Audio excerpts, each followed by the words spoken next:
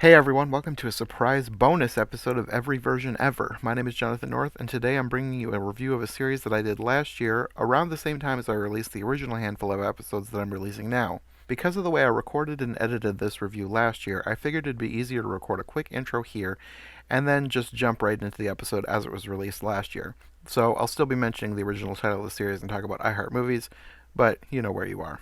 Okay, let's just get into this bonus episode of Every Version Ever, previously an episode of the Secret Garden series on iHeart Movies.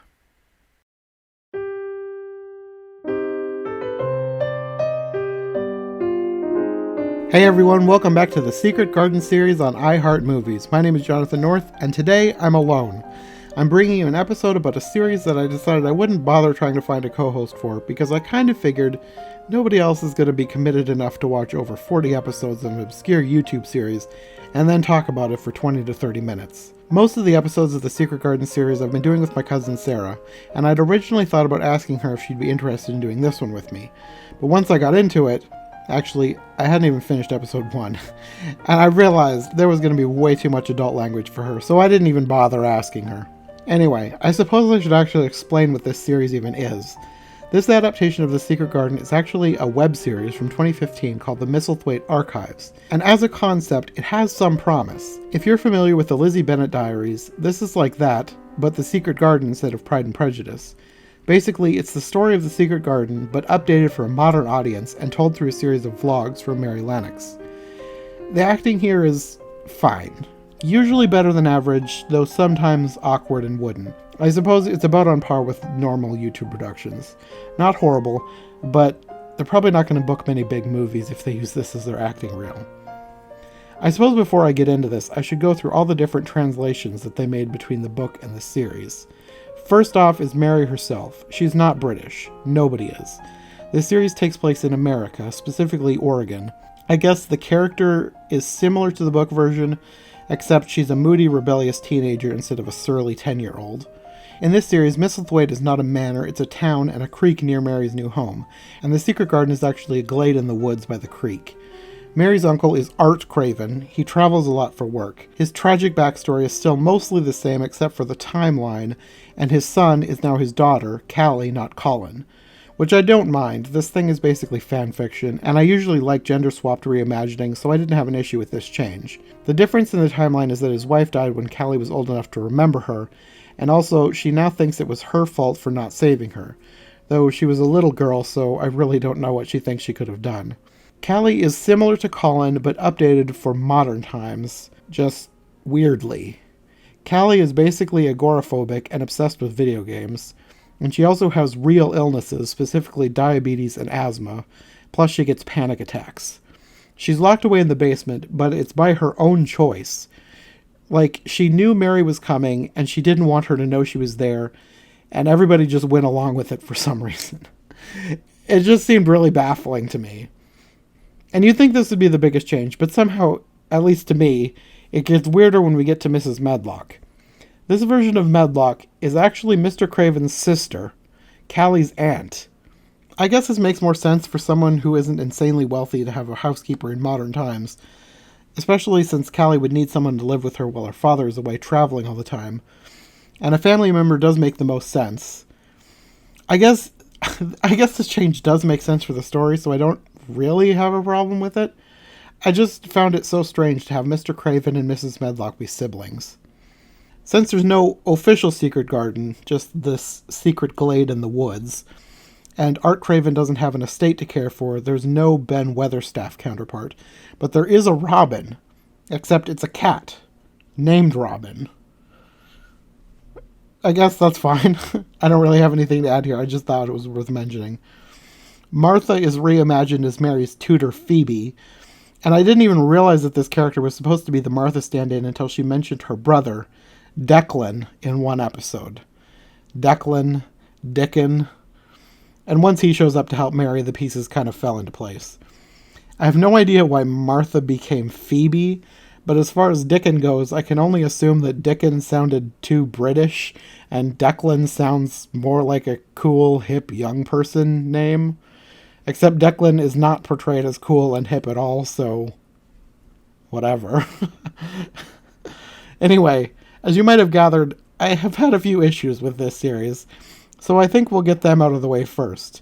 It's not devoid of positives, but there are definitely fewer of them, so I'll save them for the end.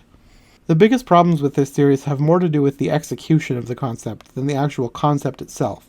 Like, for the most part, these vlogs do not feel like vlogs at all. Most of them are long, very obviously scripted monologues. And these monologues may not be out of place if this was like a stage production, but they just feel so completely unnatural when they're supposed to be off-the-cuff video diary entries. Like I mentioned before with the Lizzie Bennet Diaries, there have been other similar productions where the main character of a classic novel is reimagined as a vlogger or something, like they've just come up with a reason for the character to be making YouTube videos. The Lizzie Bennet Diaries wasn't perfect, but to me, from the ones I've seen, it was probably the best execution of the concept. Anything else that followed just kind of seems like a pale imitation, and eventually they always seem to resort to all sorts of contrived reasons that the camera is on during pivotal plot points and things. And this one is no exception. In the Misselthwaite archives, their version of this is that Mary is sending video diaries to her therapist. There was this prologue video at the beginning of the series that I assume was set before her parents died, that set up that she was a troubled youth going to therapy. The therapist suggested family counseling at the end, and that was the end of that. The video really served no purpose other than to set up that Mary was in therapy. However, as that is the overall premise of the series, that this is supposed to be a series of video diaries for her therapist, then I have to ask, what is up with all the videos that show what's happening that Mary is not filming? Like, she's obviously not filming them. Like episode 2 where Mrs. Medlock catches Mary smoking outside. Because, ooh, so rebellious, so edgy. Smoking, so hashtag relatable to today's youths. The camera is set up to film this scene of her being caught smoking, but why? This isn't a movie. There's no narrative reason that Mary would have set up her camera to film herself smoking. So why is this a video that's seemingly included as part of her video diary series to her therapist? There are other episodes recorded from the point of view of the cat, too.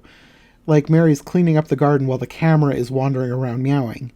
And obviously the video here is just what the cat is seeing, unless she's strapped a GoPro onto his head or something, which, with all the other choices this series made, that would almost seem somewhat normal. But then, like, the first time this happens, it gets weird when she sits down and has this whole plot expositional monologue to the cat. Like, she's working through things, and everything she's saying should have been something that her therapist received, but unless that GoPro scenario is real, this wasn't a video, this is just her talking to the cat. But at the same time, this is advancing the plot for future episodes, and without this episode there would be just an obvious gap here, because during her whole monologue thing she decides to invite Declan to join her. Without this episode, he would just show up at the garden for no reason. Other than the weird video circumstances, the show's biggest flaw is that it tries way, way too hard to be edgy. Like, we get it. Teens swear. But the way the swear words are used in this production feels like a pastor's kid rebelling for the first time and seeing how much he can get away with. It's even worse when they lampshade it by having Mrs. Medlock tell her to stop swearing and saying she has a mouth on her, but then Mrs. Medlock swears too. This all seems so much worse when the script is seemingly being written for a much younger audience. Like, the way Mary sometimes talks to the camera and pretends to be various characters really seems like something that would happen on any PBS Kids show. It's a bit cheesy, but there's nothing inherently wrong with it, and it works for the series. And if this was for kids, then who cares? It can be a little cheesy. But then in the next scene, she's like swearing and smoking, and the tonal whiplash between these two choices is just ridiculous. The writers needed to pick an audience and stick to it instead of really trying to have it both ways. And it's painfully obvious that they're adding in the non-child-friendly content to make the story seem more hip and edgy to today's youths. But to me, every time they drop a new swear word, it just reeks of, how do you do, fellow kids? One of the worst offenders was her discovery of the secret glade, where she's chasing the cat and swearing at it, and then she finds the glade and just says, "Holy bleep." And I don't say any of this because I'm deeply offended and clutching my pearls in anguish over the pain that these words have caused my sensitive ears. No, I know people in the real world swear, and I don't care. I'm not easily offended. However, the way in which the profanity was used just really seems to bring this whole production down. In addition to make it not suitable for children, like I said, it just sounds forced and awkward and just did not fit in this story at all. Okay, now that I've gotten the cons out of the way, let's get to the pros. One thing I actually do like about this series is the focus on ecology, at least for a bit of it. I would have liked there to be a bit more focus on Mary learning about nature, but I like that they use that as sort of a modern twist when Mary finds the glade. Like, when she first finds it, it's littered with trash, and she makes it her mission to clean up the area. Then she starts asking questions about the environment, which is when Phoebe introduces her to Declan, and he starts teaching her more about nature and the plants of the area. And by the end of the series, she's actually thinking about majoring in ecology, so I really like how they tied all that together. Another thing I think I liked, although I was initially annoyed by it, is Mary's relationship with Callie.